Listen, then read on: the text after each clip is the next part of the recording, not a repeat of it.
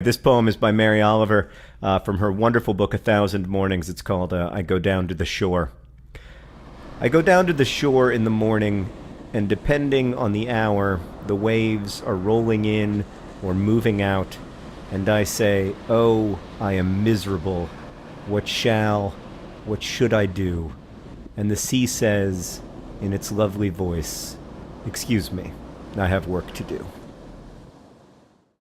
It's by Raymond Carver. It's called Grief. Woke up early this morning and from my bed looked far across the strait to see a small boat moving through the choppy water, a single running light on.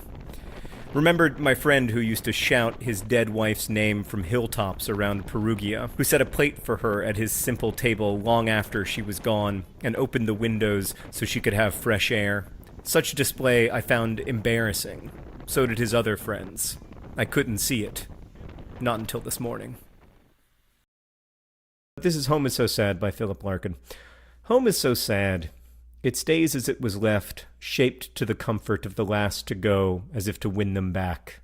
Instead, bereft of anyone to please, it withers so, having no heart to put aside the theft and turn again to what it started as, a joyous shot at how things ought to be, long fallen wide. You can see how it was. Look at the pictures and the cutlery, the music and the piano stool, that vase. The Skylight by Seamus Heaney is actually a recommendation by Jeremy. You were the one for skylights. I opposed cutting into the seasoned tongue and groove of pitch pine. I liked it low and closed, its claustrophobic nest-up-in-the-roof effect. I liked the snuff-dry feeling, the perfect trunk-lid fit of the old ceiling. Under there, it was all hutch and hatch. The blue slates kept the heat like midnight thatch. But when the slates came off, extravagant sky entered and held surprise wide open. For days I felt like an inhabitant of that house where the man sick of the palsy was lowered through the roof, had his sins forgiven, was healed, took up his bed, and walked away. It's by E. Cummings. It's called I Thank You, God, for Most This Amazing.